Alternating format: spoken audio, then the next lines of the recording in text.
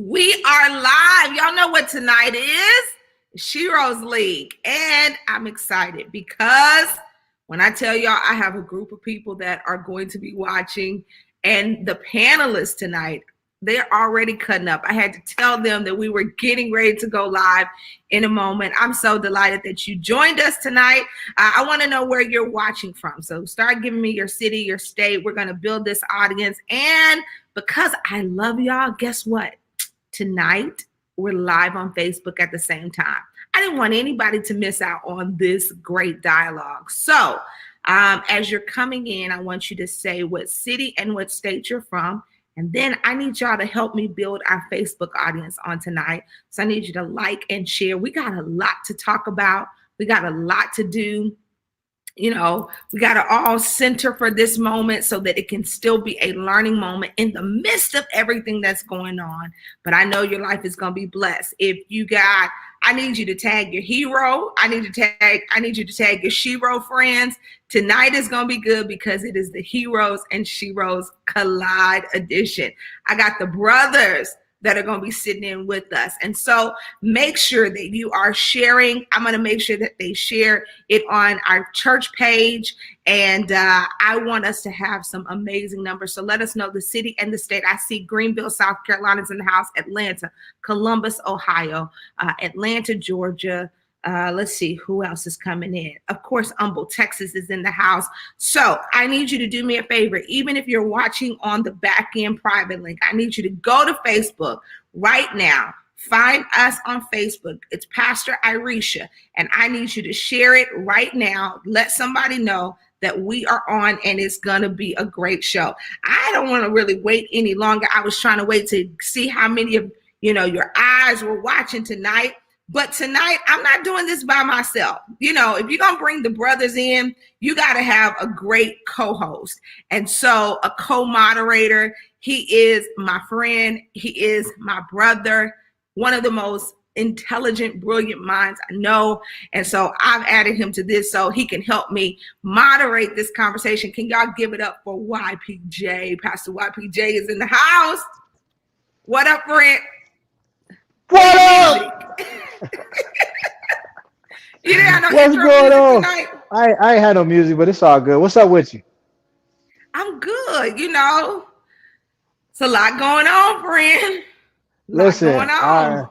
I had planned on dressing a little bit better, but that was a little stressful today. I was like, I'll be all right. You know what I'm saying? We're gonna make it through. But the hoodie is your thing. The hoodie is your thing. It's totally an accident. Like I just was wearing hoodies and people was like, oh, he's the hoodie preacher. I was like, well, did they start sending them to me for free? So here we are. Listen, how can I get on this free merch? Please. All right, so we got an amazing panel tonight. And I was going to have everybody send all these bios, and some of them sent them. Some of them I just know. Then my parents said I shouldn't have asked for their bio, like I was being too official. So let me just say this. If I don't do this in proper protocol, don't get me. I know all these people. And if I break protocol, I know it says first the apostle, but you're really supposed to bring the apostle last. I'm going to bring the apostle last because you got to have you got to build till you bring them up. So first up is Pastor Tamara Absolutely. and Elder Chef Q Bennett at the restaurant Q1227. Thank y'all for hanging out with us tonight. They are actually at his restaurant to do this with us, so we're glad to have y'all. Oh, that's what's up. On the menu tonight. Wish we could do a virtual meal, but haven't invented that one. If y'all go get something out the kitchen, I'm gonna be a little jealous and have somebody bring a plate. I'm gonna be a little jealous, but it's all good. Next up is, y'all see her, and y'all know that's my friend. I love me some Evangelist Latrice, but we are excited tonight because guess what? We got Mr. Derek in the house. So Evangelist Latrice and hey, what's going on, everybody? I think because you are on tonight, she didn't put the curly hair in. Yeah, you see, she done got all fast. all this happened today. Yes, I see what she doing. She usually had that workout do. She ain't got the workout do today. She got the curl. I see it. Pastor White, we're gonna talk about that. What's going on, right? Yeah, we're gonna talk about that.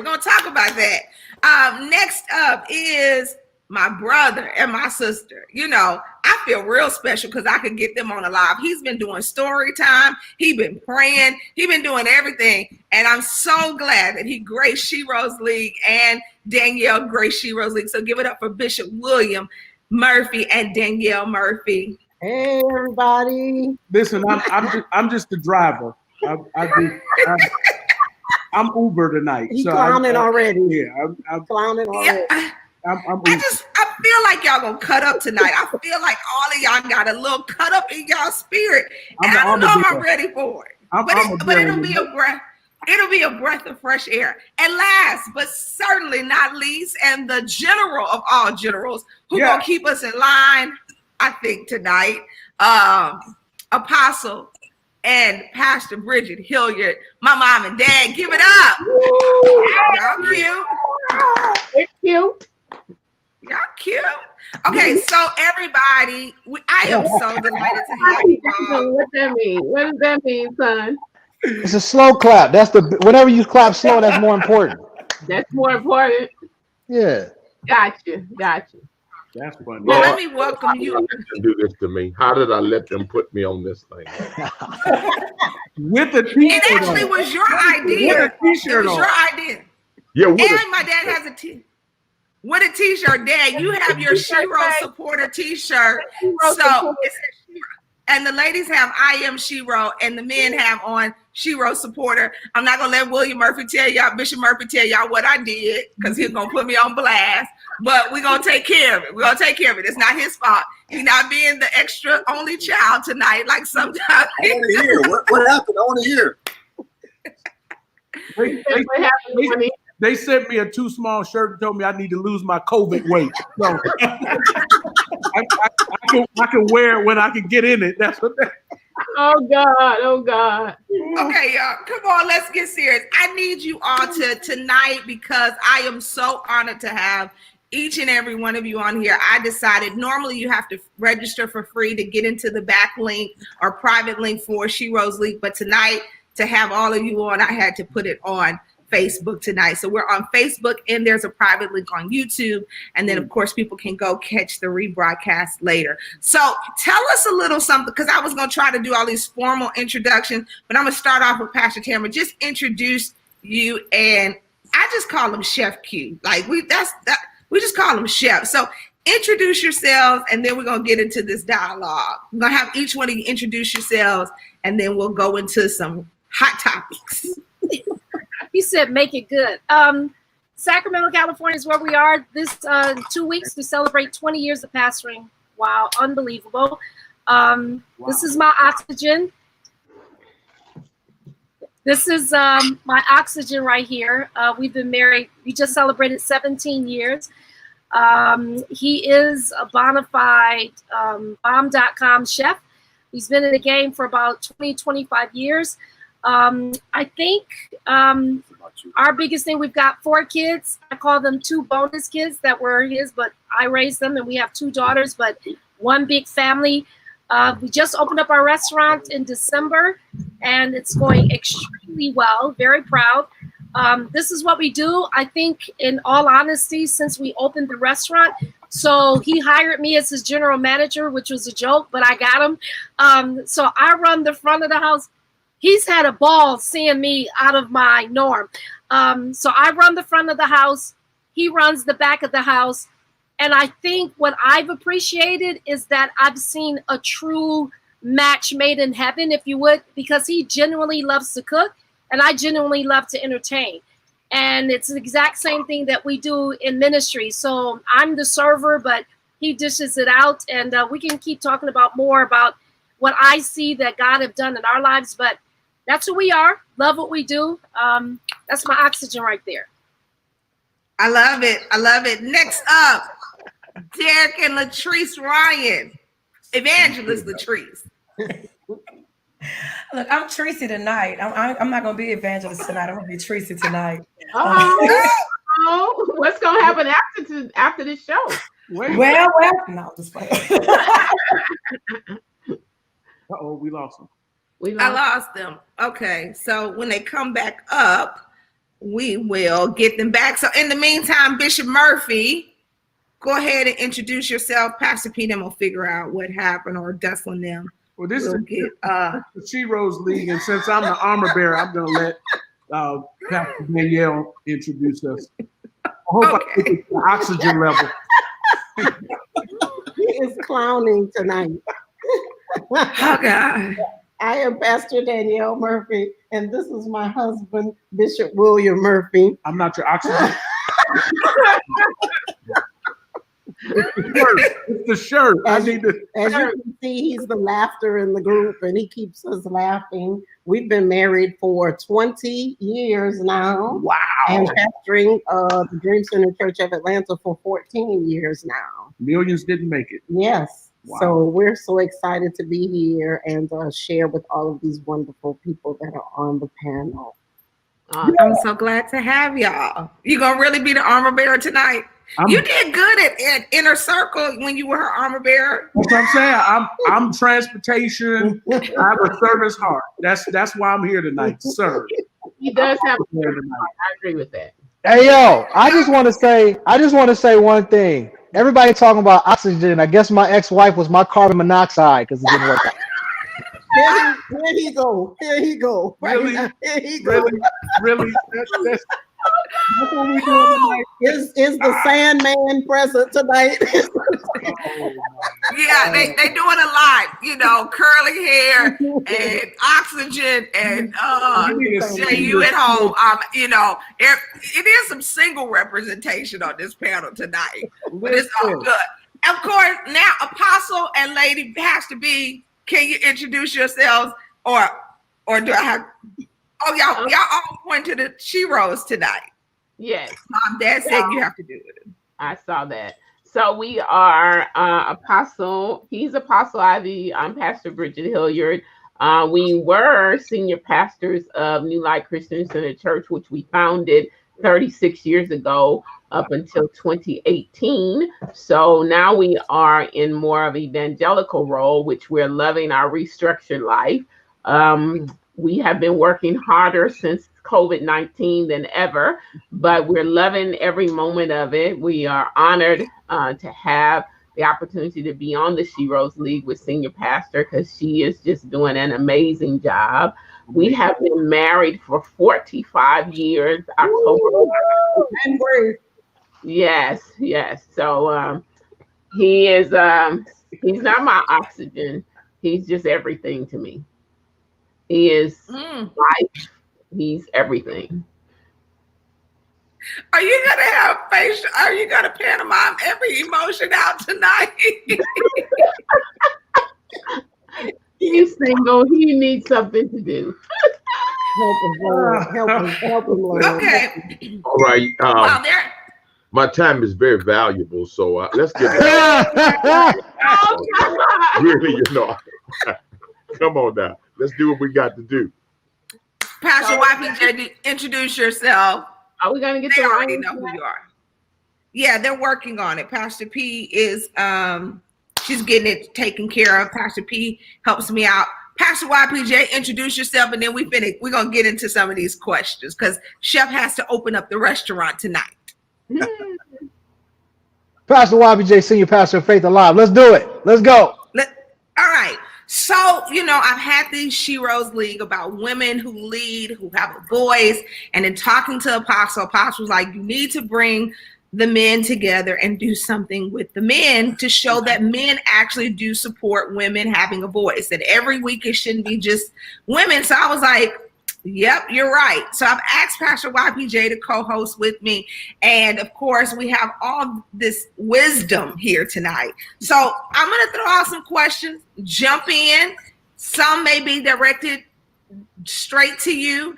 Those of you who are watching, whether on Facebook or on our private link, make sure that you use the hashtag Sheroes League. Don't record the whole thing, but make sure that you share it and like it and share it and like it and do all that. And then also, I can see your comments and your dialogue. So put those comments, questions in the dialogue so we can add some of them into the discussion. So we're going to talk about, I think they posted the hashtags, and then make sure that you follow Sheroes League on Instagram. So tonight we want to discuss the dynamics of standing beside a leading woman, overcoming stigmas in society, We're going to talk about working together in family and faith, handling disagreements. And of course, you know, we have to discuss what's happening in our society right now and the social climate that we face, and how do even women leaders and male leaders have to have a voice in this season. So first question, this is for the guys.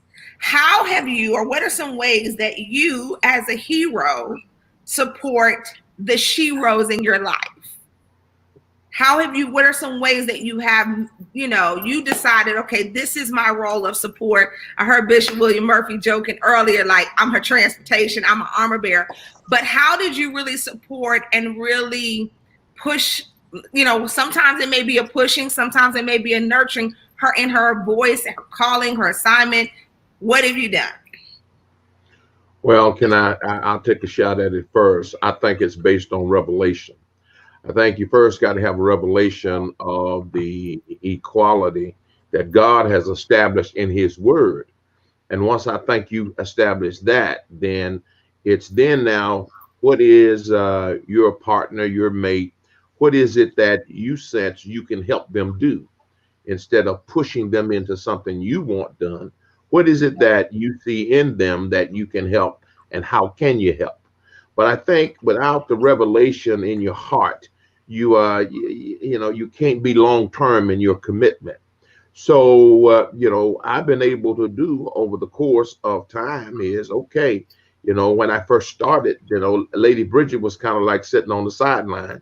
And, but when she was in the Baptist church, she did a lot of teaching, a lot of talking and all that sort of thing. But, when we got in the Word of Faith, she kind of sat back, and I never pushed her into doing anything. When we started our church. Well, yeah, okay.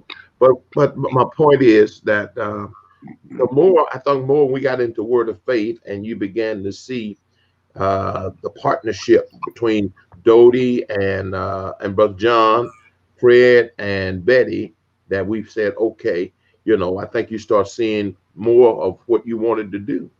And so Bridget worked behind the scenes. She asked my perspective. I'm gonna give you my perspective. She worked behind the scenes, helping me for a while, but then coming to the forefront is what you want to do. And we have a real creative family, and that creativity of, okay, how can we embellish what you want to do? But I think it stems from knowing that God wants to use everybody. Wow. Good deal. I think they're back. Hey, Latrice. Now they're back, and we were mid-question, but we gotta get you to let everybody know you're here. So we're gonna pause the question, introduce Latrice and Derek Ryan properly, please, so you all can be a part of the conversation. No sound. We can't hear you guys, so unmute. Can you hear me now? Okay, what about now? Come on now, this is right. Now we got it. Have your way, God. Yeah. Jesus. Derek and I have been married for 10 years. It'll be 10 years in July 10th. Oh, the wow. next 2 years. He is truly the butter on my popcorn, the sugar in my Kool-Aid, the cherry to my hot fudge sundae. He makes ministry so easy for me. Like so that. people think that, I'm not even sure that, just see me out front, but who really makes it happen is Derek. He makes everything happen, and he makes it so easy. So I thank God that he chose this man to be my king. We have 7 children, 4 honey babies, a big old family. Yes, Lord. I love it. I love it. Okay, so the question right now is, what are some ways that you as a hero have supported or are supporting your Shero, or for some of you, the Sheroes in your life, because some of you have daughters. So Apostle just gave us some great revelation on it. You can have time to answer, get your thoughts together on it, Derek. Bishop, you got anything to add, or Chef? Yeah, I was going. Well, I think. Well, go ahead, Chef. Go ahead, Bishop. No, Bishop, please. Age before beauty. Go ahead. Go ahead. I'll jump in. Okay, I'll jump in. I was going to say, I think for me, much like what Dad has already said, I think it's kind of based on revelation. you knowing what your partner or what your daughter is actually called to do. And so for me, the biggest thing for me as a pastor has been to just share my platform, to share leadership responsibility, to give her the freedom to do whatever. I didn't force her in the women's ministry. You a woman, you're going to be able to women's ministry. But that was just kind of a place that she gravitated to because she felt like, okay, I have this wide open platform. I can do whatever it is I want to do. And much like my daughter, who now became our worship leader on Tuesday nights because we had to have church at the house. And just sharing my platform gave them the liberty really to find themselves in our ministry. And we believe the same grace that is on mom and dad is the same grace that's on us, that our family ministers together. And so as I just kind of open up the platform, Dee and Kayla, and we're talking about Sheroes, but even Dave, they've all just kind of found themselves because the platform was open and available. Yeah. I love it. Yeah. Jeff? Well, I mean, I love what Bishop is saying. Revelation is key. For me, when I married her, she was already in ministry. Right. Full blown, in ministry. So it was a little different for me. When I came into her life, I took a step back and I tried to find the revelation through prayer. And I asked God, how do I cover what you've already entrusted to her? So for me, it was actually taking a step back and then praying and trying to cover everything that God has, given her. So that's kind of what I did. I love it. Because, Chef, you were at a restaurant when y'all met, right? You were the chef at a restaurant. She was riding a bike. But Don't ask him because he's going to give his own side that act like I was after him. Everybody knows I was consecrated. We have the same testimony, Chef. I'm trying to tell you, Bishop. She was running, man. She was chasing me. I can't with y'all tonight. These All right, stories are based on who tells them. Yeah, It's always a different perspective. Yeah. The true Chef. Mr. Derek, you want to add something into that? Yeah, those are good things. One of the things that I think for me is I had to learn, with her being out in the forefront, I had to learn that she needed me to be her husband, and with me being her husband, meaning that she wanted to make sure that I gave her a hug when she came home. You know what I mean? She didn't want to be a Shero at home. And so it took me a while to realize that, because I saw the same Latrice you see in the pulpit. And so the thing is, I was like, baby, let's go. And I was about business, and she just wanted to lay on my chest. And so that was one of the ways I learned to support her, by just allowing her to be a woman at home. Wow. Yeah. Awesome. Yeah. She want to lay on his chest. Oh my God. That's why the signal went out. That's why they got 7 children and 4 children, right? So I'm going to throw this one out, and YPJ, you can jump in here anytime. But how have you maintained your own profession and your own goals while supporting the Shero in your life? Chef, you guys are actually at your restaurant that you own, and it's a chef-driven restaurant. But how have you maintained this profession that's not now you're elder in the church, but what your passion is cooking and being a chef and doing that? How have you maintained the two separations but still supporting her? Balance is key. And for us, it's she shines when she's in the pulpit. When I'm in the kitchen, that's my domain. She allows me, she lets me be Chef Q, and at home, I'm the husband, and in the pulpit, she's Pastor Bennett.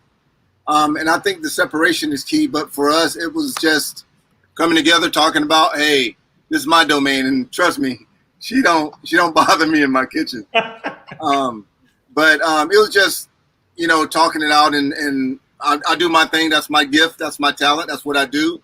And then she does hers in the pulpit. Yeah, I think if I can add on, I totally enjoy being Mrs. Q. So when I'm here, I'm Mrs. Q. I'm not Pastor Bennett. I'm just Mrs. Q, and he's the king here. And it's such a breather for me because I get to be normal, if you would, and a wife, and it feels really good. And I can look up to him as my king, which he is. So the whole restaurant, when from newspaper articles to press to the news, I'm nothing. It's all about him, and it just feels really good. And like he said, but then when we go to church, when I do what I do in the pulpit, that's the anointing, and that's how he's always seen it. But when I come home, I'm a wife. And he's the king at home. So that's like you said, it's our balance. But I wanted to add that part. I love it. Anybody else? Yeah. I'll say this. The thing is that you have to know as a man and as anybody, you have to know your strengths and your weaknesses. So I knew early on what my strengths were. And for her to be out front, it didn't bother me because I was confident about who I was. The anointing that's on my life is more of administrative. I serve my pastor in an executive pastor role. So it's a more of administrative role. So I was totally comfortable with the behind the scenes. And as everybody on this call knows, that there's a business side of it. So I knew that I could run that. And coming from a professional out of corporate America, I knew that there was something that I could interject into the body of Christ that a lot of people who were just doing church couldn't do. And so I was confident in that, which gave me no, there was no challenge about the microphone. We didn't have to fight over the microphone in that aspect. So I love how you said that you didn't have to fight over the microphone at all. You can have we have a partnership. We've always established a partnership, and the whole partnership, family partnership that we have, is that we help each other. We help incubate each other's ideas. So when I have an idea, we get the family together, we incubate it, and everybody can put their part in. Now, before all of the kids got to be where they are, then Bridget was my sounding board. When I had a whole bunch of ideas that, the sounding board, that's not a good one. We believe in vetting the ideas and not taking it personal. But when we decide we're going to do something, everybody puts their whole heart in it. So I have never had to wonder whether or not she was going to support something that I wanted to do, because after it was properly vetted, then we came into agreement and we went at it whole hog. And so that same thing has really perpetuated itself now that all of the children have come of age, that we are partners. We partner with Precious when she wanted to do her project. We all put our heads together to see, okay, how can we make this great? We partner now with Dr. I. Okay, how can we make this great?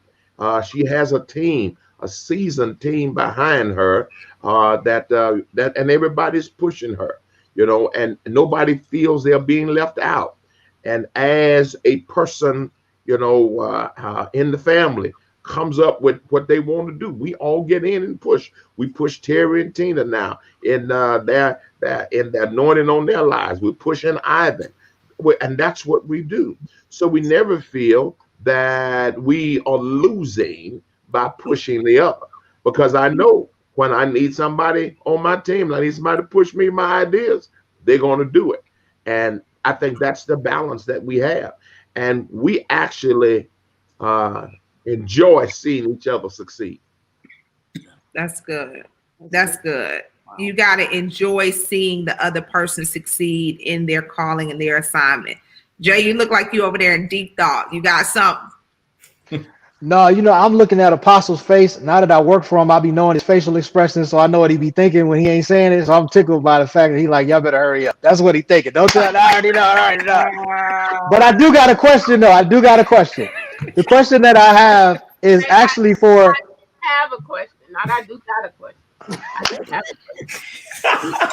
Get him, Mom. Get him right. I do have a question for the panel, and I would like to address this question to the panel if they don't mind answering it. How was that, Mother? Is that better for you? All right. So how do you guys balance doing ministry, because obviously there's a ministry side, and just separating yourselves totally from ministry to ensure that the marriage is as strong as ever as a couple? How do you balance that? That's good. That's So, good. so if I were to jump in, so for me, something we tell our young people and couples all the time is you marry for love. You don't marry for ministry, period. You marry for love. You marry somebody you love, period. Because that is the will of God. Now, he or she may or may not have ministry. That wasn't why I married you. I married you. I love this man right here. I love him. And I know God gave him to me. And I call him oxygen just because there was a thing I was going through at the time that when God brought him to me, I just started breathing. It's too long to tell the story. But so I didn't marry him to say, let's do ministry. I married him and said, let's do us. Let's do us. And in doing that, because we love each other, the support is automatic. It's automatic. And so to me, I get exactly what you're saying with balance, but I think it starts with understanding we marry for love. And the members are going to come and members are going to go. Yeah. But this right here, this is my covenant. This is my covenant. It's not. And so our gifts and our calling for what God have asked us to do, it is what it is. And we will give account for our works and judge for our works and etc. But to go home to real life, that's right here. Real life is eating, getting up, watching TV, Netflix, laughing together, going to the park. That's real life. And we strive really hard to give that to our entire congregation and to our couples. And that ministry is what it is. But then you marry for love. And that's critical. And so I tell he tell our young men, if you like sexy, as long as sexy is saved, you marry sexy. I'm sorry for judging. Don't judge me, but it's real because you gotta prove you. And Sister Girl, if she like muscles, if muscles is saved, marry muscles. That's real talk. Because that's real. We're human. We are human, and God knows we're human, and He gave marriage as the safety that you stay whole and that you don't have to commit adultery and things. You try to keep this whole because He blessed us with what I want. I want this black chocolate man. I like his laughs. I love all of that the church can't give me what He give me. That's me. Members can't give me what He give me. They can't. And so I'm clear with that. And guess what? They're clear with that. So that's my balance, Brother BJ. That's good. That's our back. Sorry to dominate. Well, I like to jump in and say he made the statement about cut off ministry. I don't think you can ever cut off ministry. I think that's what you're called to do. But I think that you have to make some decisions way ahead of time on spending quality time together. We made a commitment years ago that we were not going to miss Abundant Life, helping everybody else find it. So we have some guidelines and structure as to how we would do ministry. So when we first started our church, we gave out our personal phone number to our members.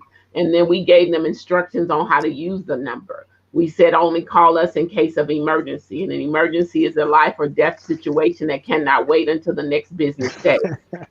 And so they knew, don't call us, in the middle of the night because I just need somebody to talk to. Don't call us in the middle of the night because I just need somebody to, to know that I need some prayer. But if you're in a serious life-threatening situation, then the number is available for you to call. And so we have learned to maximize Abundant Life. Before we put any ministry on the calendar, before we put any faith tours on the calendar, before we put anything on the calendar, vacations go on the calendar first.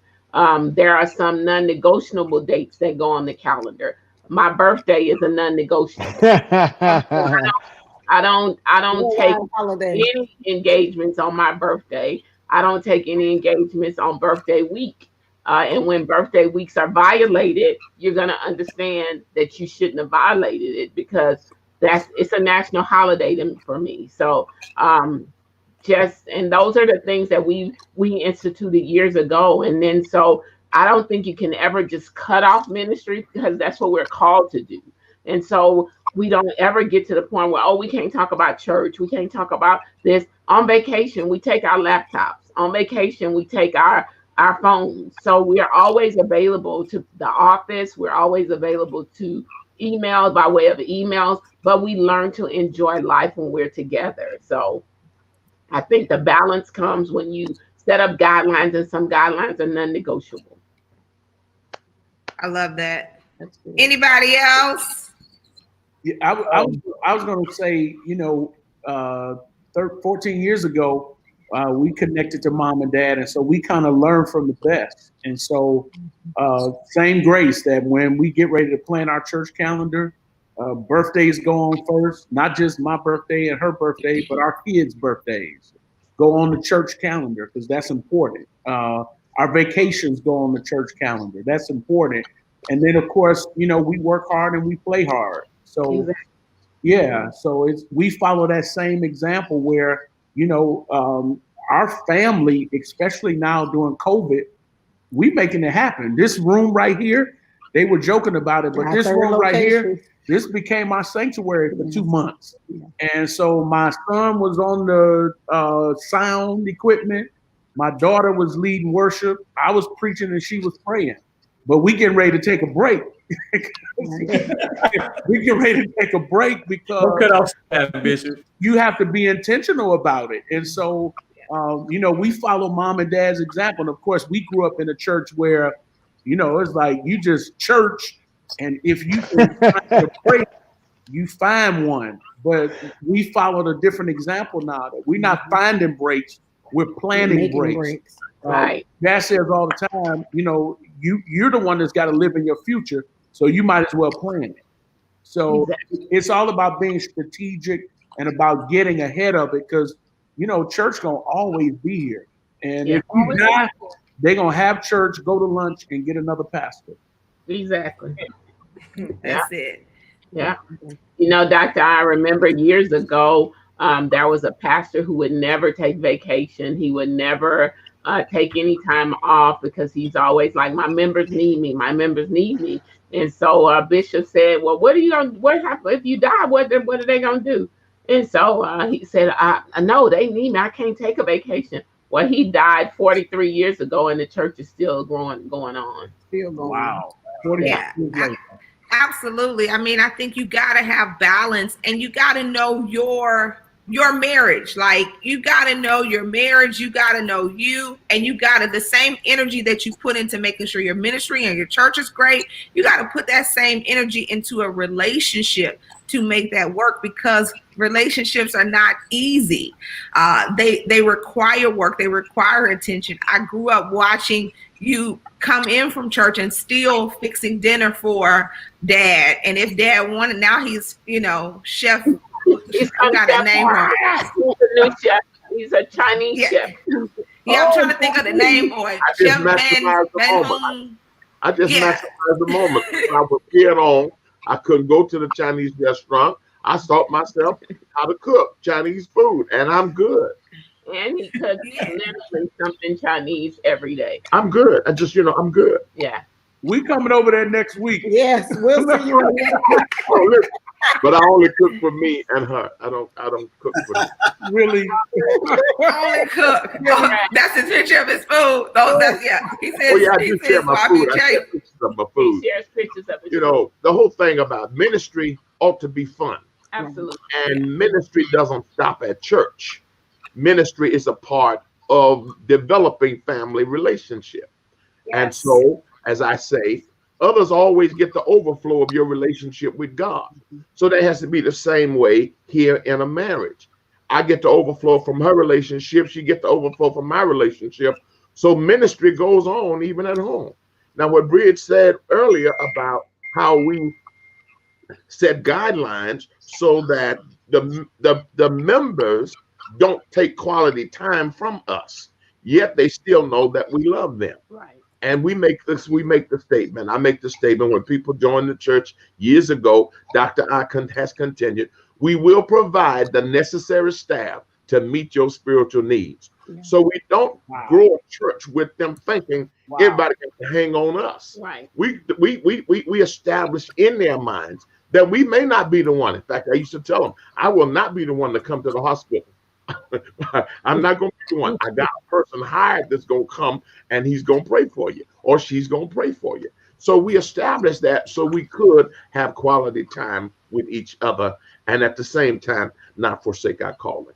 And then let me just say that time changes as your life changes. Like life cycles change. And so as you're changing and you're developing and growing, you may need to do more quality time together or whatever. So I think, your needs probably change every 7 years.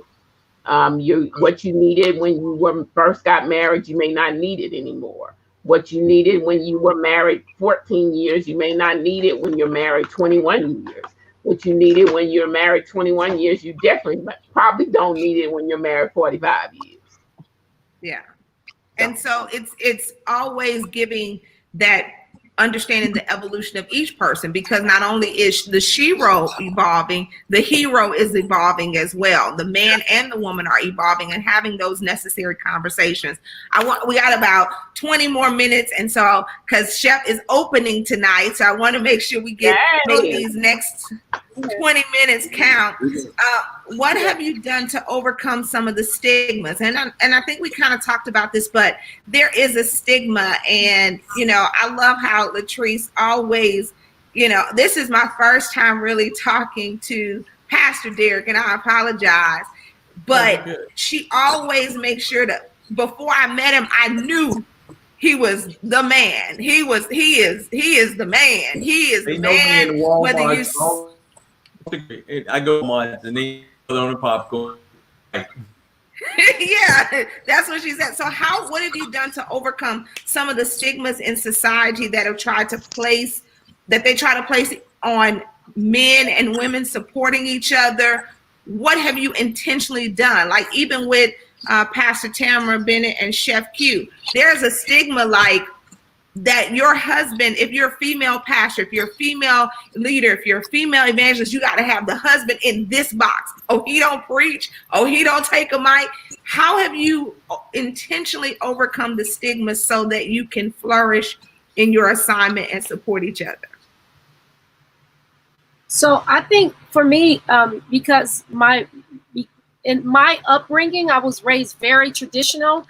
So I understood, that the wife should cook and clean and take care of her husband and he should work and etc. And I was married once that was the role. And I did, and I cooked and I cleaned and, I was the supportive wife in ministry. I was all of that. And then when he passed away, and then I became a pastor. And so now I'm doing this and I'm single and it's working or whatever. And then when I met him, so when we married, I went to what I knew. So let me be this wife. Let me cook for him. Let me clean for him. Okay, well, obviously he could cook better than me. So that was number one. I'm chopping onions, chop. So he stood there. He was like, I got this. Chop, chop, chop, chop, chop, chop, chop, chop. So then, okay, let me back up. So it took 2 years.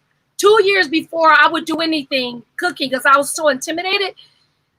But Apostle and Pastor B, especially because you guys were so strong for us and the infancy of our marriage and when we first got introduced to you all. So I went through it was hard in the first few years because I was confused because everything I was taught that a wife traditionally should be, it wasn't working. And I didn't feel needed.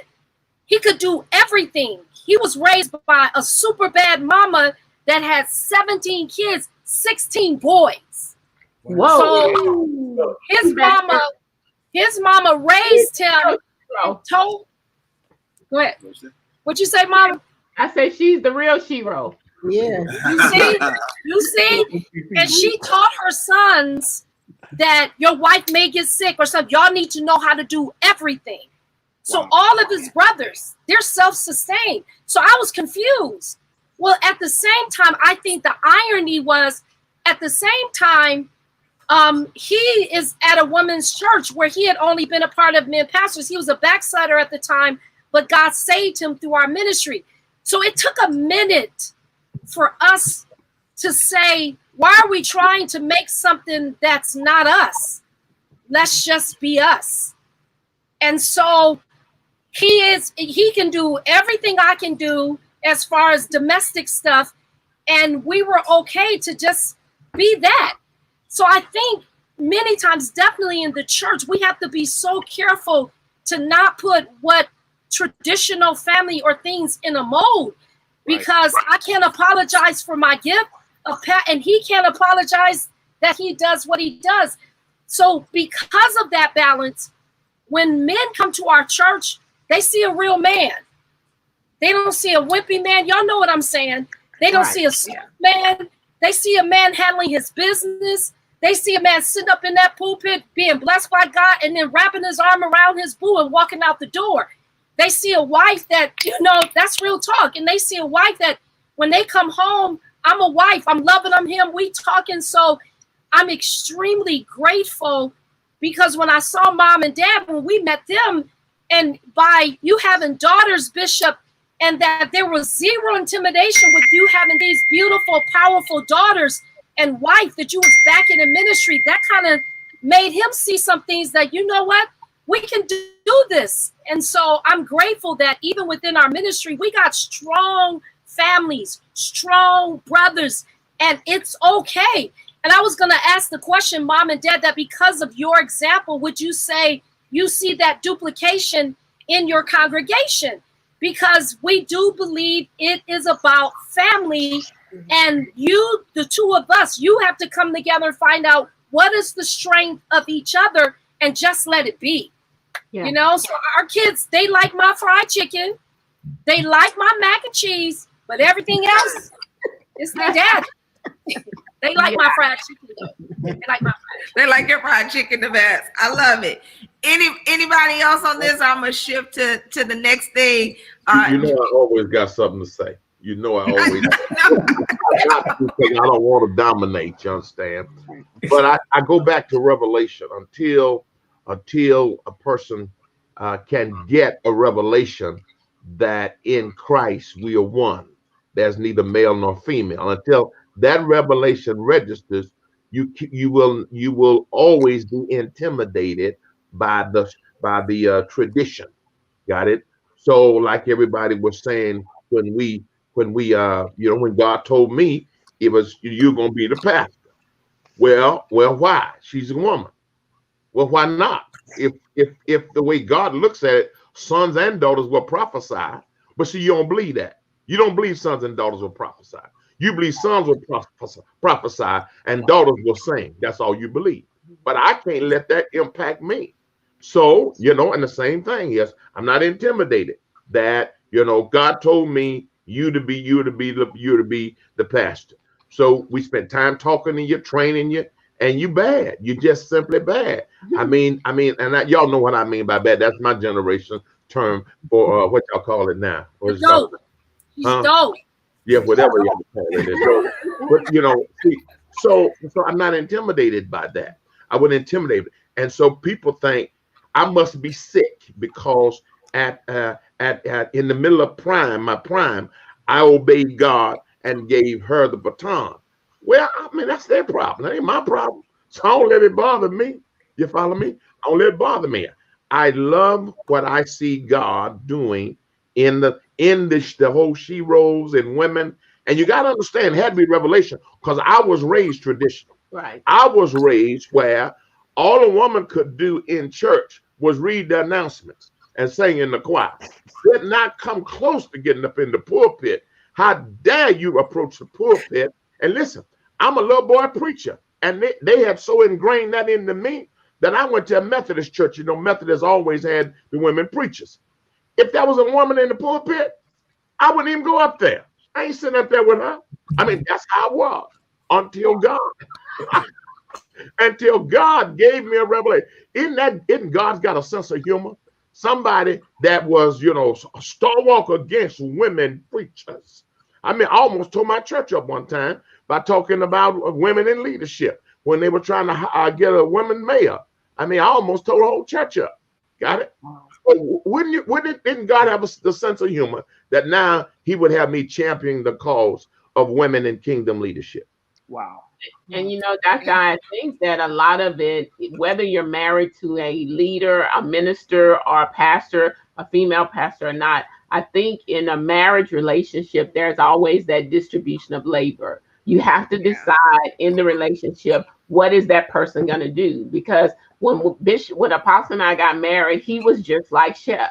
He knew how to do everything. He could cook, he could sew buttons on, he could do all of that.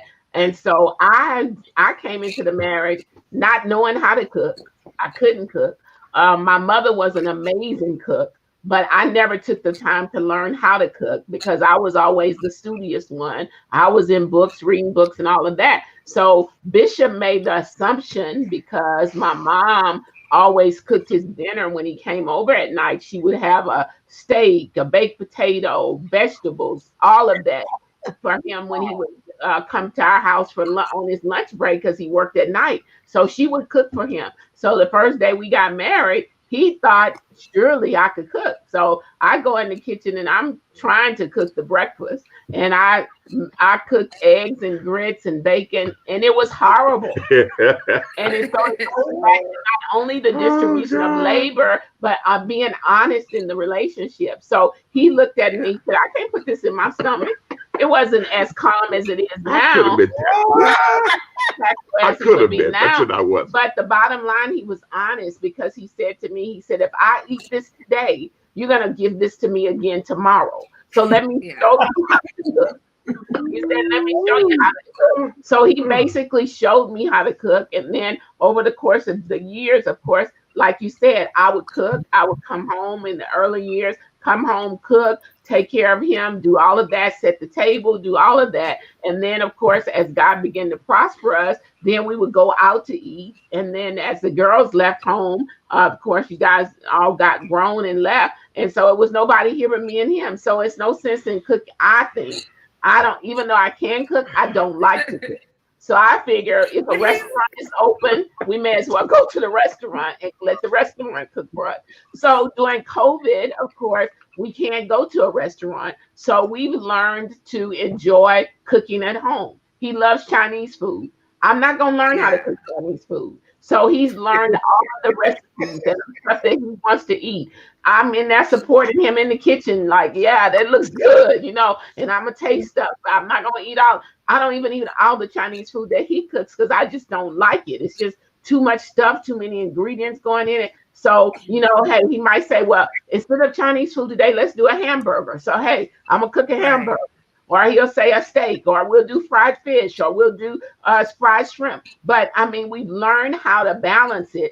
And we've learned how to balance it so well that I don't care if I don't ever go to another restaurant. I'm really, you got to go to a restaurant. You got to go to a restaurant. We got to support the restaurant owners, and I keep saying that we got to support restaurant owners. Let me shift real quick because I got like 8 minutes and I got to get some stuff in. Okay. And this is going to take me to my next question is, in this season, many of you have been at home, you know, the place where it's kind of been your sanctuary has now turned into your church sanctuary. Oh, so what have you learned? So what have you learned about each other in this season, and how have you pushed each other? Like, and when I say push, I don't mean like, but you know, Latrice started Kingdom Sniper, and I heard her say that was really Pastor Derek saying, go after it. You got time now. You're not on the road. Do something different that you haven't done before. So what have you learned about each other in this season? And if you could give it to me in like a minute and 30 seconds so we can hit everybody. And then we got to hit the hot topic before we close of what's going on in our society. But I want to hear, what have you learned about each other in this season? I think we've all learned how driven each other are, and the need for all of us to have our individual space. So just like you said, we're in here. This has become our church. We got Kayla singing. I'm praying. David is on sound. Sometimes David is praying. And we've learned to read. I think we've learned to read each other's signals. And when we just need that time to just compress, we've learned to read those signals, and everyone can go to their individual space. And it doesn't mean that we're mad. It just means that we're reading each other's signals. But as well, This is the first time in our relationship that we've been together every day for this long. Wow. Listen. He's been on the road for 20 years. Listen. I have never been in the house with him for, what is it, 70, 80 days or something like that? Tomorrow will be day 76. Who's counting, Bishop? That's day 76 since the lockdown. Right. So there were some days before that. So I have never, in 20 years of marriage, the kids have never seen him this much. There were some days that they said, when is he going back on the road again? True. Because he's got all these questions about stuff that we already got this on lock. You don't worry about that. You know, he got questions and he want to know the when and the hows and the whys. And we've been doing this for 20 years. We've been living in this house for 3 years, and I'm just discovering stuff. Yes. Over the course of I thought it was just me. Yes. Yeah. When did that happen? Yeah. Yeah. No, I think I've learned that she's messed up my routine by being here. That's what I'm saying. You know, it was a blessing for her not to be able to push the break. You know, she's cross country even right before COVID came. You know, she'd been gone that whole week, and I was at the point of, baby, you need to, you know, hey, what's going on? You need to be at home right now. And having her here, you know, she started a whole school. So we went right back to work. So what I've learned is it's who she is. You know, I knew that it was her, the demand on her is the calling on her life, and her being out ministering was one thing, but being here, it really hadn't changed. So what I had to do is go in that room and say, hey, come on out of here, you know, and so, you know, that's a part of supporting her is to be that balance and say, baby, you've been locked in for 8 days. Okay. Yeah. We gonna walk. We're gonna walk around the neighborhood today. And that's what it does, you know, is to keep that balance on it. That's good. That's good. Any Pastor Tamara, you want to add something to that, or any connection? We have thoroughly enjoyed connecting and just having our time and having time with the kids. It's just been, I have thoroughly enjoyed but that's me. What about you? I mean, I like her. I like being around her, so it never bothered me that she's home. She had taken some time off the road before this, so for me, it was just reconnecting and, you know, just talking, waking up, having coffee, you know, that sort of stuff. So it's been enjoyable for me. I love it. Okay, so our real quick. Me and Bridget went together every day for 43 years. So, you know, the pandemic didn't change anything, you know, because that's been who we are. And we've always learned to maximize whatever situation we're in. Yeah. So we just shifted into a maximize mode. But that's it. I mean, we love each other. We've been together, and we've been together every day. Yeah. So this wasn't a major change for us. Right, because when Dr. Arisha was born, Apostle took off 4 weeks of work. This was before even the family medical leave and all that. When he went into a new job and told them, my wife is pregnant, I need 4 weeks off, and I need 4 weeks off with pay. Once my child gets here, I want to be home. So he took 4 weeks off. And then when she was 6 weeks old, we both started working at a different company together. He started working at Litton Industries as the system analyst, and I worked at Litton Industries as the key punch kind of data processing operator. We started to work the same day at that company, and we stopped working the same day at the company. So we literally have been together, lunch, everything for 43 years. I mean, so for us, it's nothing different. It's just, you know, just trying to not travel. You know, for me, it's been a blessing. I love not traveling. I love being at home. I've learned to now get more into what I enjoy doing. So I've been like loving my whole new role of just finding stuff that I like to do. And so it's been fun. Okay, so let's get to this hot topic. Our nation is in, I call it this. We're in several pandemics. We're in the pandemic of COVID-19. We're in the pandemic of racism. We're in the pandemic of sexism. We're in the pandemic of injustice. Yes. What are the discussions that you all are having, and how are you leading others in this season? Because, you know, everybody's been saying, well, what's next, or what is God saying? But right now, people, you know, need to hear the voice of leaders, the voice of the Sheroes, the moms, the voice of the heroes as well, and they all work together. How are you having the conversations in your home or with your church about what's going on? And what's your guide in this season? Because some of you have lived through some seasons that have been like this. This is nothing new. It's just heightened for everybody to see. We've seen this happen before. Right. But what are some things that you're talking about and saying or hearing even from God? Because I respect the mantle on your lives as we navigate through this season of injustice and the pandemics that we're facing. I'm gonna go to the Bennetts first because they got to jump off so they can open up on time. So yeah, I'm putting it on you first, Pastor Tamara. Yeah, I you know, I mean, if anybody know me, prayer ministry is huge. It's what we do, but I've really been trying to not allow prayer to be seen as a second thought, or like, yeah, we've been praying, it don't work. I've been working towards that, as the Lord had talked to us about the widow that went to the unjust judge, an unjust judge, and how she wearied the unjust judge who didn't fear God or man. And when the Bible starts off saying that you got to pray and not faint. So in the big picture of that, at the end of that, when we know the scripture and he goes on and then the judge says, listen, I'm going to do it unless you weary me. How much more is Jesus with us that he will answer us speedily? But then he says, but when I come, will I find faith on earth? Wow. And so that jumped out to us, that he was saying to me, so don't treat prayer like it's a second thought, or like it doesn't have its results, or like it doesn't have its power, because you got to come. Unjustness is a major demonic spirit, and it's going to take the fervent prayer of the saints to break an unjust judge or an unjust system. It's going to take that kind of consistency, and God is saying, but I'm asking you, when I come, because I'm going to come, when I come, am I going to find you saying, I knew he was going to do it?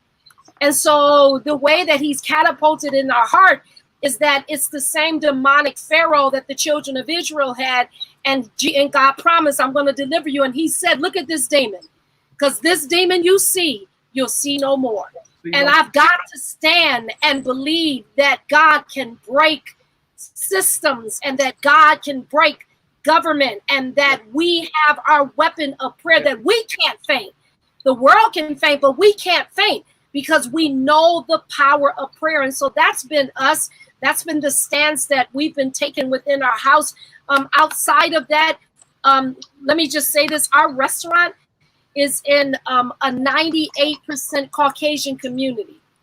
And it was just God that opened it was God that opened the door.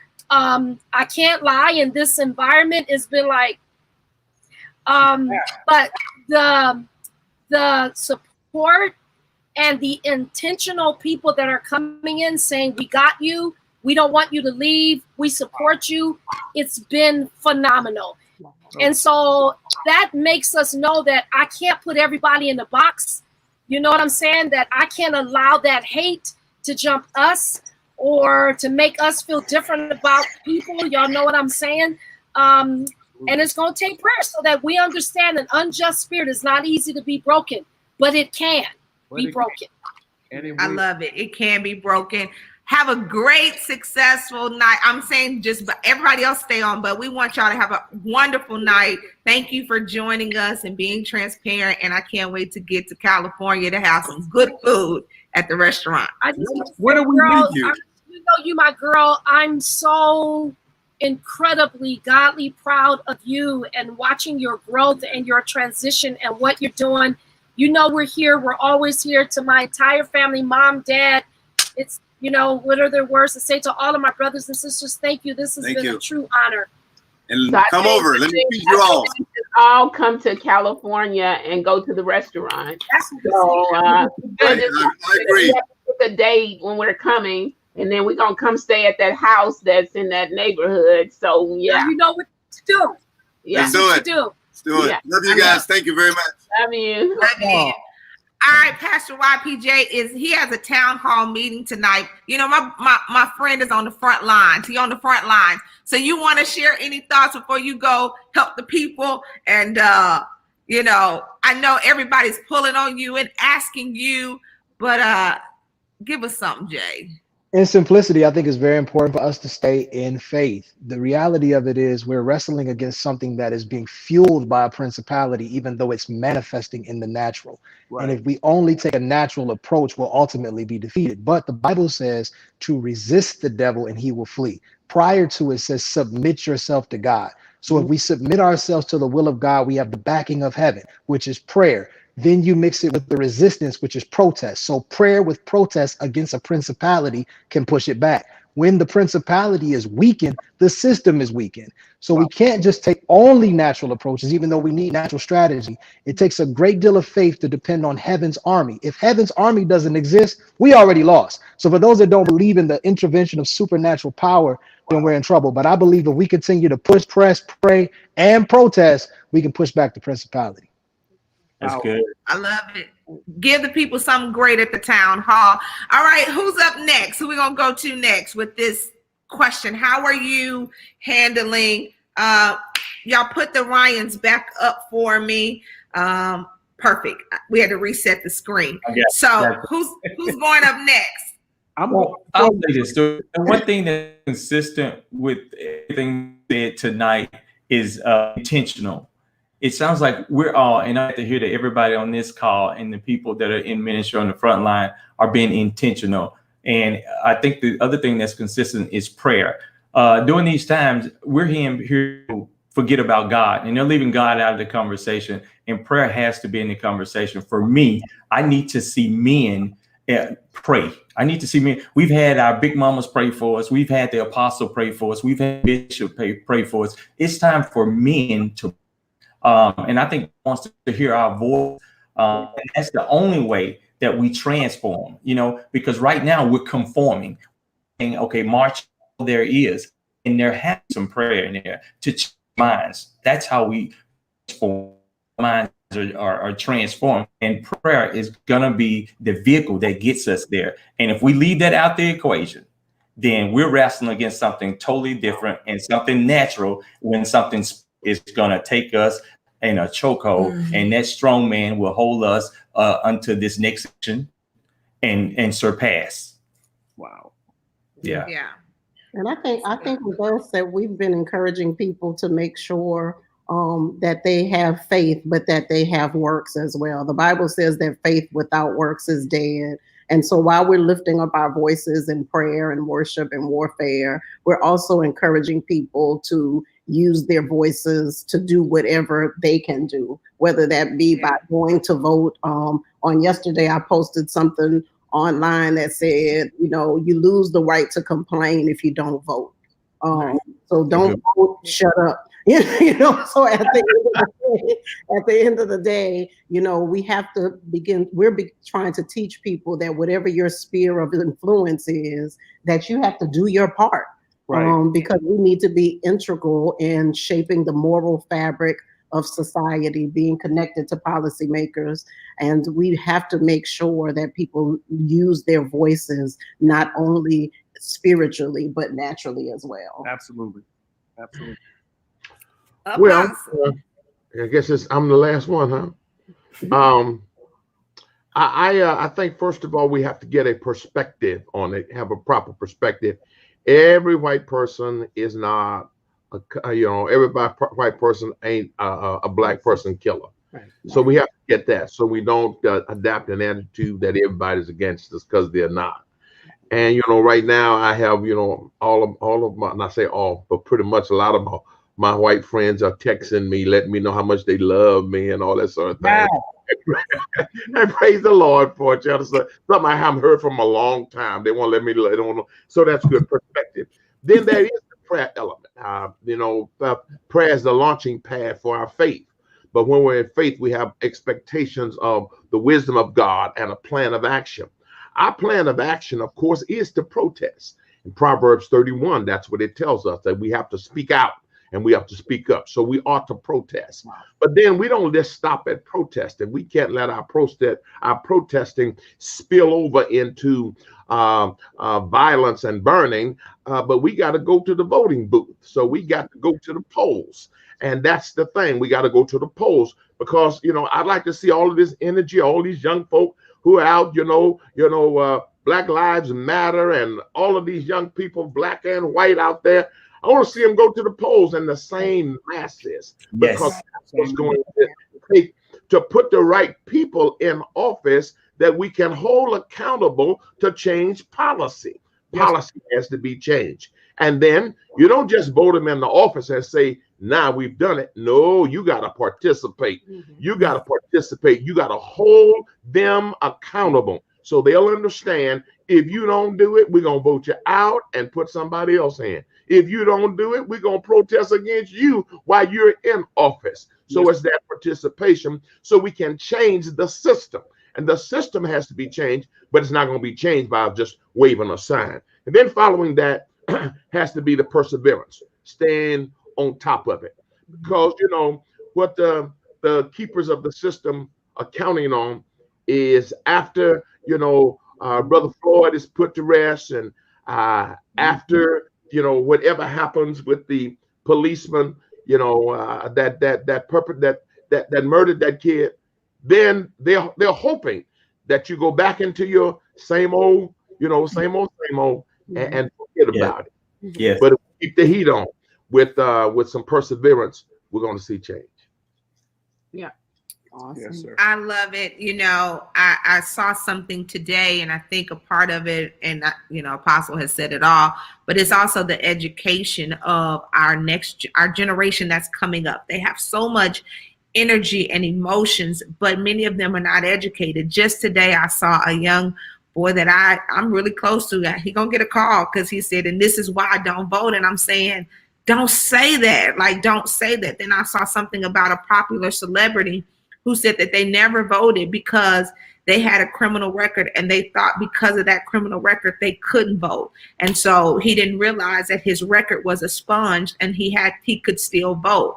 But it's educating at the same time that all these things work together for the good. All of them are part of the process. And if you have that right to vote, your vote does matter. And don't let the corruption of one make you think that your vote doesn't count. So I think they all work together. I got one final question. And before we go to the question, I love the shirts, and Bishop Murphy, I'm gonna get you the right size. The Sheroes supporter. Ladies, you got to get a Sheroes supporter for your men. Y'all stand, they got y'all names in the way. Bermuda use the hashtag so they can see Sheroes supporter. And then the ladies have I am Shero. And so y'all know all of those are available. They'll put up the slide real quick. We got the hat, we got the cup, we got the Sheroes League in white, we got the Sheroes supporter, and we got the I am Sheroes. Those are all on our website at SheroesLeague.com/store. So get you and your boo one, or get some, the men that support you. They may not be your boo, they just got your back. Get them a shirt as well. There was a question from the audience that I wanted to put up, and I think it was good, and we'll close out with this. Is how have you, Dustin, you still have that question about how did you share the calling on your life, or when you wanted to kind of go into new areas with your husband, with the heroes in your life? How did you approach that moment? Some of you were already doing it, but like Danielle, when you felt like, okay, I want to do a little bit more, I'm ready for another level. Or Latrice, when you felt like, okay, we're together, y'all have been together 10 years, but really explain it. Did you tell them in the dating phase that this is who I am and take it? And then, of course, mom and dad have been together for 43 years, and over time, 45. Yeah, I'm 40. I'm sorry, I'm 43. Yeah. I'll be 43 on Sunday. We were already married. She Happy said, birthday, Bennett. Yeah. Thank you. Y'all were already married. It was all righteous. It was all righteous. It was all righteous. So correct me. 45 years. Huh? I'm about to mess it up. But how did you all approach that conversation to say, hey, this is I feel a shift, I feel a pull, or this is who I am? How did you approach that conversation? So for us, I was already preaching, but I've been preaching full time in ministry for 5 years. So to go from having a career, ongoing salary, benefits, and all that, to have the conversation with Derek, to let him know, okay, baby, I feel that God is leading me into ministry full time. Being that he is a very analytical person, he's a provider, he's a numbers and cents guy. He brought me the numbers first. Yes, Lord. He brought me all the facts first before I jumped out into, before we jumped out into this whole faith move. So he presented all the facts, but it was not an instantaneous thing because, I was already here at this one, had already seen the vision, had already seen this thing. And what I had to do as a wise wife is not to just browbeat him my faith vision. I had to give him time and space and allow God to allow him to process that, because that was a huge move for us to say, okay, I'm fine with my job, I'm ready to do. We started having the conversation. It was about 4 or 5 before we actually did the move, or longer. It was a long time before we did the move. And so having that question, it took patience, it took prayer, and it also it took me going to God and saying, okay, God, you made him, you created him, you know all of his secrets, you know how he's wired. And I put that thing totally back on God. And I said, God, I know that you have called me to do this, but I need him to be okay, because I'm not going to jump out there and my husband ain't okay with it. And it's going to ultimately tear up my whole house. So I was like, all right, if he's not 100% doing it, if he's not 100% with me, then I'm not going to do it. What you about to add? I was about to say, she sick the Holy Ghost on me. She sick them on me good. Yeah. So I was clear in the fact that I needed to hear from God on this myself. You know what I mean? Yeah. As a priest of my house, because at the end of the day, when you're married, and the world will look at it for the husband to provide at the end of the day. So if it does not work, at the end of the day, they'll look back and they won't even look at her like a single woman. They'll say, you have a husband. What happened? What's going on? Why so fail? So I took that responsibility serious. And so when we made this decision, I wanted to make sure that it was God, and I wanted him to say it to me. So I was having real conversation with God, like, God, you got this, got to be you, and nothing would happen. They came and they cut her hours in the hospital. She was a respiratory therapist. So they cut her out. She's like, baby, come out. I'm like, all right, Lord, I need something else. So I was putting pressure on God. And I got a call one day from this prophetess, I guess you would say. And she called me and she just told me, she said, Derek, she said, the Lord had you on my heart. I don't know what this means. I think she came out of Joshua's 2nd Joshua, where Joshua crossed over the brook. And she talked how be very courageous, and saying be very courageous was the last word I needed. I was getting it from my brother, who's a pastor. I was getting from my dad. That girl, the Lord, there's anointing on that girl. You got to let that girl off that job. And they were trying to push me, but I need to hear from God myself. And I tell you, from the day I told her, baby, turn in your notice, she said, already did. By the way, she had it typed up. Yeah. From the day she turned it in, the Lord has been faithful ever since then. That, we had not missed a beat. And as a matter of fact, now she probably still got on her altar for me to leave corporate America. So, she praying on that one too. So, wow. I'm watching. I love it. Yeah. I love it.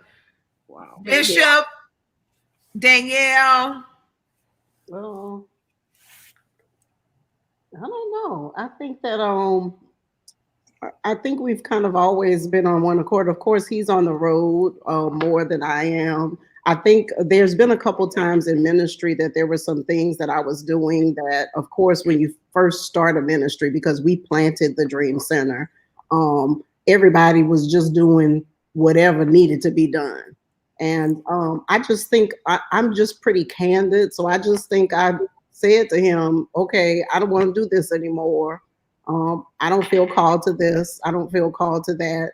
And I just let him know that I wanted to, I will help wherever I'm needed, but this is where my heart is not here anymore. And you know, he was gracious enough always to, if I was not happy in a certain area, and then the person was there to replace me, and some of those areas I still kind of oversee, whereas before I was kind of more hands-on in them. There was always, you know, somebody that could fill in the gap. Now, make it clear, I would not have left the area void because of how I felt, but I had to communicate to him that this is an area that I would like to pass on. And in doing that, so some of the areas I may have stayed in a few more months, or sometimes maybe up to a year in certain areas until a replacement came. And I just think that God always honors us when we're in order. Right. And so as I shared him, now had I not told him that I didn't want, I can't be mad with my lip poked out saying, you still got me in this children's church, you still got me in finance.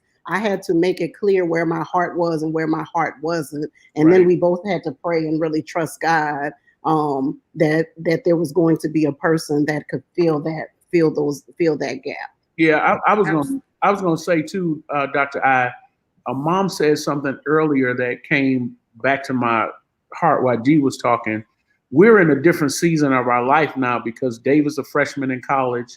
Kayla's going into her senior year. So even those dynamics are changing now. So where she was a little more tied down because David was in high school, Kayla, now in another year, they'll both be at college. So our season for ministry, what she's able to do, what I'm able to do, even that is evolving even as we speak because the seasons of our lives are changing. So yeah, and you just have to be open to that. So I find myself thinking like, oh my God, Kayla's going to be gone in a year. And like, what does that mean for me next? Because of course, my first calling has been to my family, you know, to support and to push them. And of course, you know, David goes to school in Nashville and Kayla is contemplating going to school in Nashville. And so it'll just be he and I. And so I'm like, oh my goodness, what does this mean? You know, for me next. So I'm excited about the next phase. The kids say, you're going to miss me. It's a new season. Yeah, it's a new season. I am going to miss you, but I'm going to say goodbye. But that's the, you don't do like us. You know, our kids range in age from 30 to 9. So y'all can always just have another baby. It'll be cool. Yeah, you always go back, Bishop. No, thank you. No, we send that grace back. Go ahead. Y'all go ahead. No. Before I get mom, I get you. I'm like, I got one more year and Jay will be gone to college. And I'm like, okay, this house is gonna be empty. This is gonna be different. And so it is a shift that as your kids go older, you have to evolve even with those things, but being prepared before it happens. And so, you know, I'm like, okay, what's gonna happen next year? You know, I've been moved home, you know, to save some money, but you know, he a youth pastor now and all. He got coins, so I don't know how long he's gonna stay at home. But I told him to come back home and save some money. Thank you for your video also. So Pastor B, how have you shared with Apostle your changes or your desires concerning ministry? How has that process been? So I would have to start back from the very beginning because my story is totally different from everybody else's. Of course, Apostle talked about how I used to do Women's Day messages, Youth Annual Day messages, all of that. And so when he got the call from God to say to stop working in full-time, not working on a full-time job, was the job that he was working on in Litton Industries. And so he said, God said for him to quit his job. So I said, well, if God told you to quit, he told me to quit too. So I quit. So fleshly. I didn't have a word from God, none of that. So I just quit. I quit. And then after about maybe a year or two of being home and having not working, I went back to work. And so I was working for a video systems company, and I believe that it was all strategically ordained because I worked for the video systems company, which was a catalyst for us going on television. The story that he talks about of the man who gave us our first TV equipment and told us to learn how to use it first before he would even charge us for it was because I was at that company. And then I got sassy working at that company because I was listening to my parents and listening to other people, and they were saying, you taking care of him. You taking care of him, and you're the only one working, because they didn't understand ministry was taking care of us. And so I would come home and I said, I'm taking care of you and I'm doing all this. And so he said, okay, let's look at this. He said, first of all, you spend this much on stockings. You spend this much on lunch. You spend this much on your hair. You spend this much on your nails. You got to, I think at the time you were staying with my mom, but I was having to go pick you up from over there because y'all were actually going to school there. So I was going over there to pick you up. He said, you spending gas to go drop them off at your mama's house. You're spending all of your paycheck. You are not taking care of me. And what I want you to do is I want you to quit today. Wow. So that was in 1985. Run your house. Yeah. I have not worked on a Thank you, Bishop.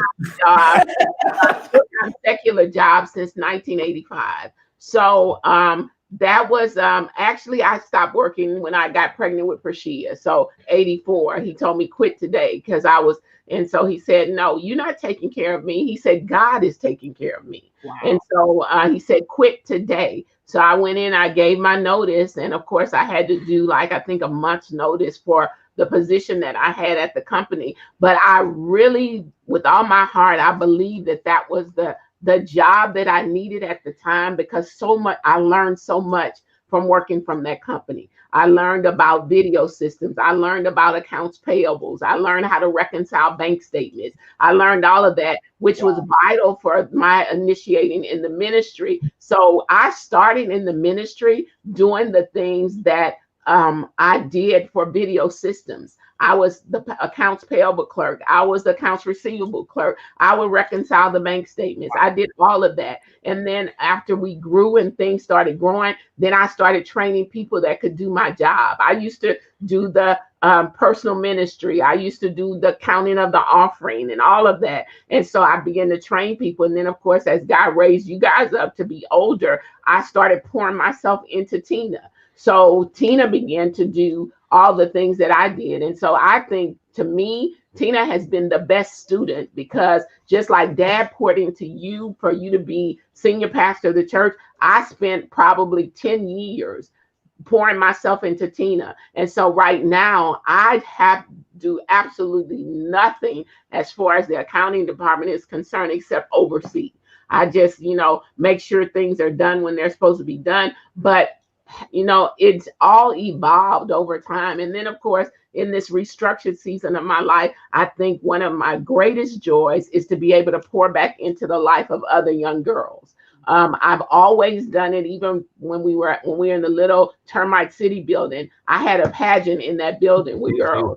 So I've always had a passion for girls. So it's because, and I believe this, I believe that the real true test of a person is not when they get money that they're going to be better, but who you are when you don't have money. Right. Money just magnifies what's on the inside of you. And so that's what God has done in my life, because I've raised you all, and I feel like I did an amazing job raising you all. So I have a passion to give back to the next generation, for them to see that there is a better life and that I can mentor young girls. And so it's when I went to Bishop with that, and I told him, I said, I really have a heart for young girls. I really want to see them experience the life that I gave you guys. And so for the last 4 years, I've been pouring into the foundation. And so, that's been my passion. And like Apostle said earlier, when one of us has a vision, we all get behind it. And so I appreciate the fact that we support one another in our visions. And so I think for me, the most difficult thing was adjusting to you being my senior pastor. I had to learn how to, and it was a personal thing with me. I had to learn that there are certain things that I have to tell senior pastor, because before, it was me and Dad. And so when I would make decisions, I say, hey, we're going to do this. Or, hey, we're going to do that. Well, now I had to make a shift. So it took me almost a whole year to make the shift in my mind. I know she's shaking her head. It took me almost a year to make the shift in my mind that this is my pastor. I'm not running stuff like I was before.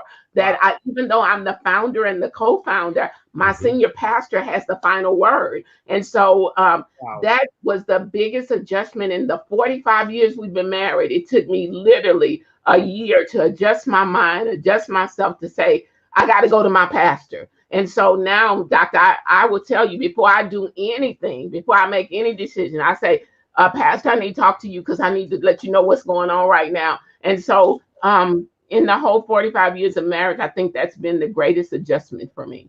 But I made it. We're in year 3. I think I'm doing good. We're doing good.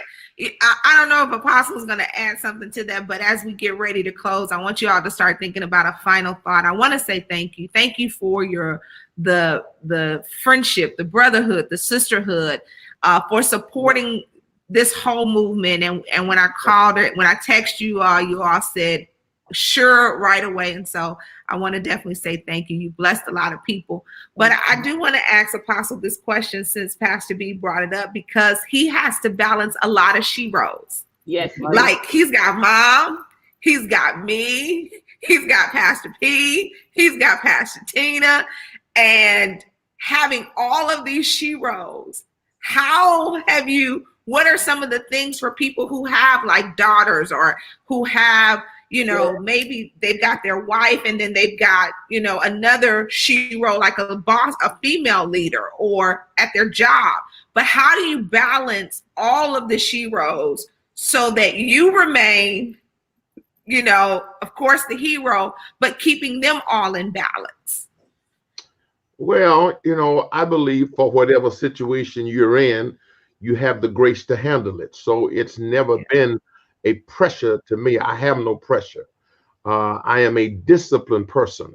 Discipline is enforced obedience, which means you can testify, I never get emotional about stuff to the point where I'm stressed.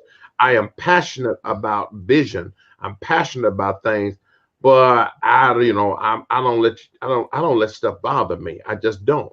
And I have a disciplined system of handling life. And so that is basically how I've done. And, I've done with everybody, all of y'all. I mean, God gave me this family of women and he has equipped me to handle it. And I love it. I really love it. Because, I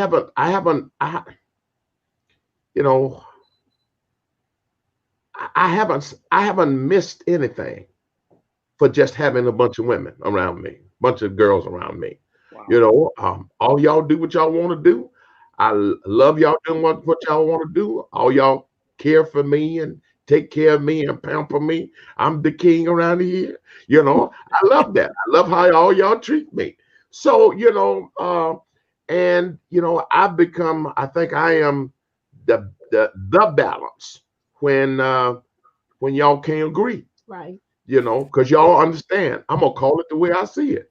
I'm going to call it according to righteousness.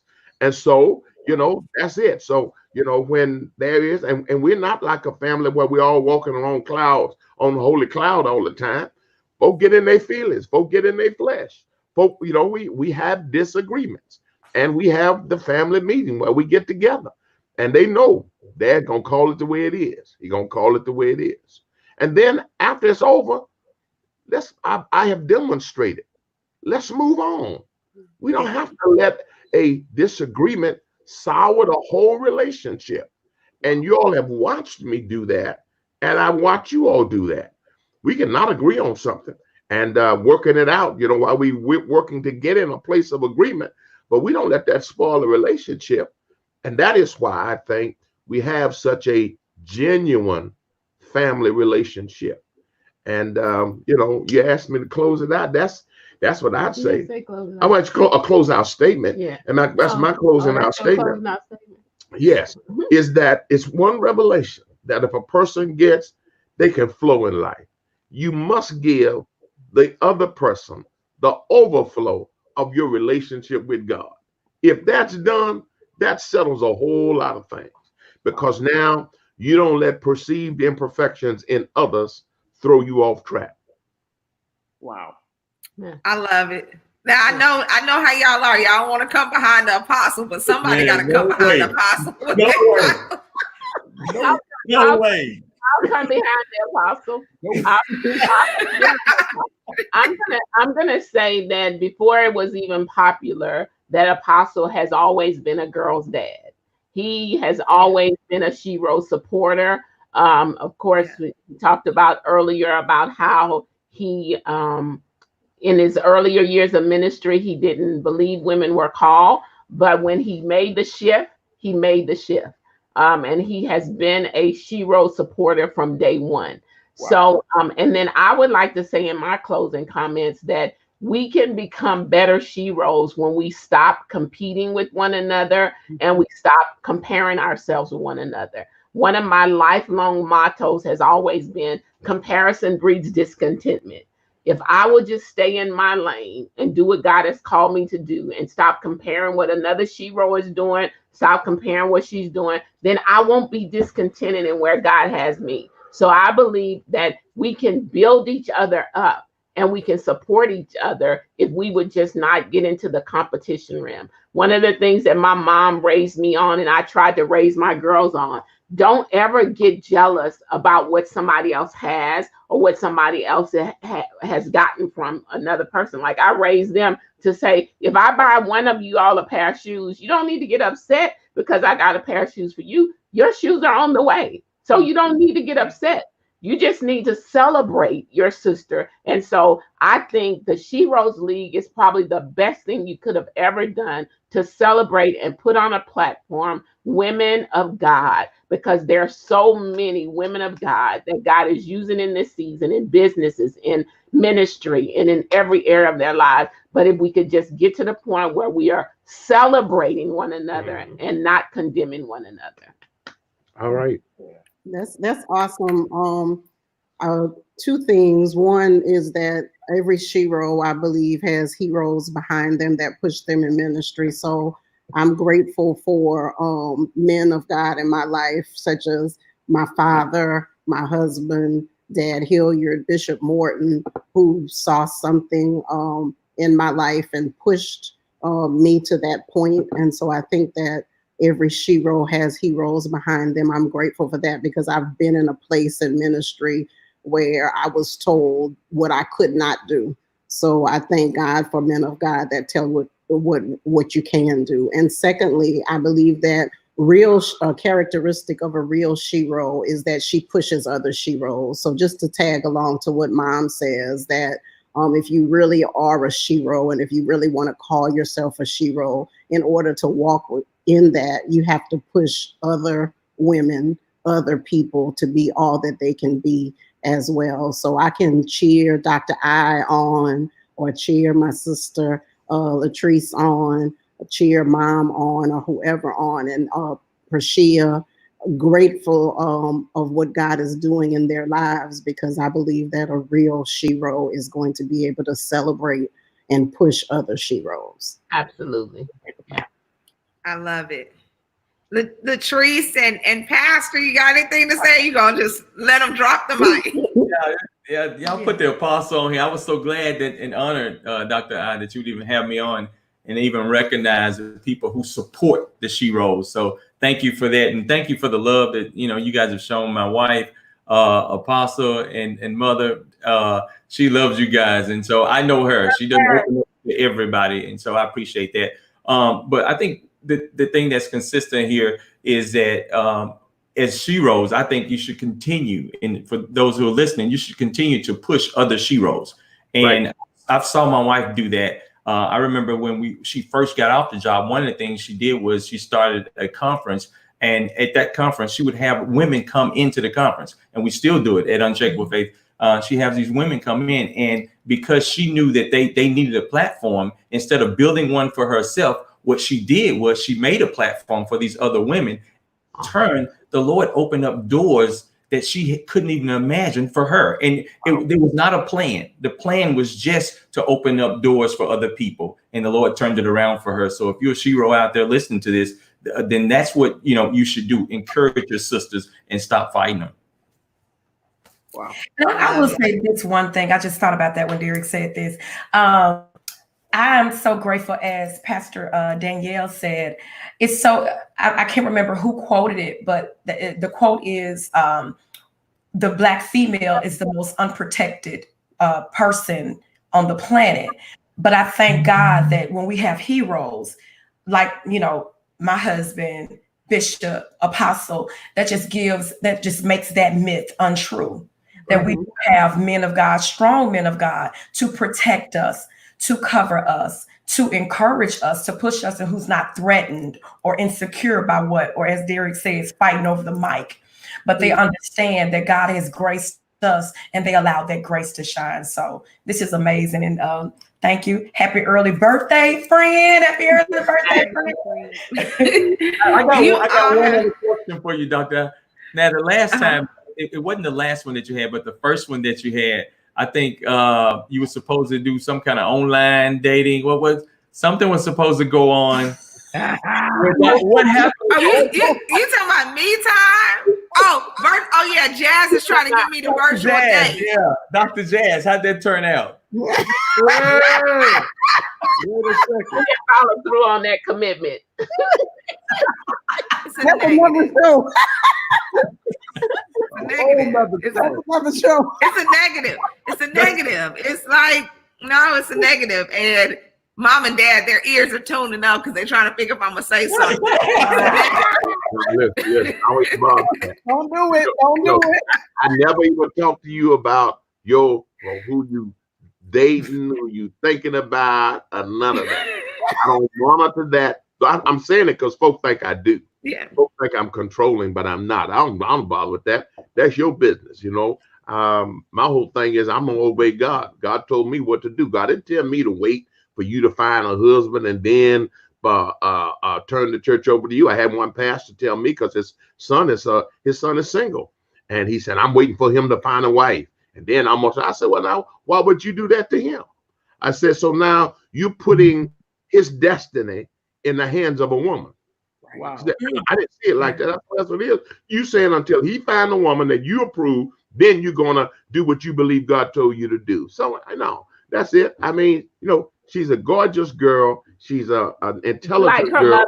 Like her mother. She's a gorgeous girl. She's an intelligent girl. Like her dad. And, she got it going on, And so, hey, there's the right guy for her if she wants it. There's the right guy out there. I believe that. I pray for my kids to be fulfilled in every way.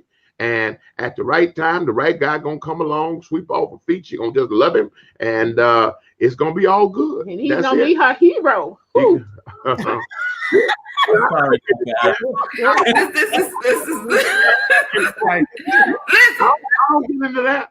When we talk about kingdom business, that's it. Yeah, kingdom business and daddy business. Dad and I, if she ever brought it up to me, and she would have to, then she would say, okay, then I can get involved. But other than that, I'm not at her house. She's across the street from me. I don't go to the house. And we're not looking at the window to see who's visiting the house. I ain't doing that. I got too much stuff I want to do myself. We got more stuff to do for ourselves. Like right now, I'm ready to go cook me some Chinese food. Oh my. We're getting ready to let you go cook the Chinese food. So for your answer, no, I'm not virtually dating, but Latrice will be one of the first people to know if I do. My brother is going to send him through the ringer. So I see that whole eye going up. My apology. I did not mean to open this can. All it is. Hide him as long as you can. I'm trying. I'm trying to be able to come. It's gonna take a minute. By the time y'all see him, y'all gonna be like, she done vetted him out really good. I want to say thank you. I'll see him. She may already be married. Probably. We shall see, but not, let me say this, and then I'm gonna let everybody go. I thank you all. I don't do an offering on this, and somebody said the wisdom is priceless. It's an idea, a vision that I had in my heart The products are really the thing that I want you to support. I want you to get your Sheroes shirts. I want you to get your Sheroes cup, your Sheroes hat, and wear it proudly. This started with me saying I didn't like how the women were not included in the discussions on the pandemic. And every week it's just unfolding and unfolding. And I'm trusting God on the journey. And so I don't do an offering on it.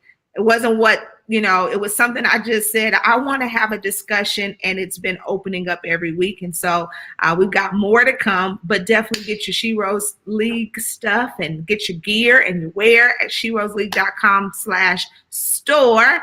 Make sure you share this after we go off. And let me say thank you to Bishop and Pastor Danielle. Thank you to Pastor Tamara and Chef Q. Thank you to Pastor YPJ. Thank you to Pastor Derek. It was a pleasure. Thank you for saying yes, because I know you like to just run the stuff in the back. And of course, I have to thank my apostle and Pastor B. Thank you for pushing me, because he told me, he was like, got to do this one next. And this was a great group to have. So I thank you all. Support all of their ministries. If you are not, they all got some great things going on, whether it's, the story time, the prayer time, the Kingdom Snipers, Bees Girls, Apostles Masterclass. Support it all. And I know if you connect and support, you're going to come out winning in the end. I love you all. Have a great night. And thank you for spending your Thursday night with us and the Sheroes League. See y'all. Bye. Love you. Love y'all. Love you.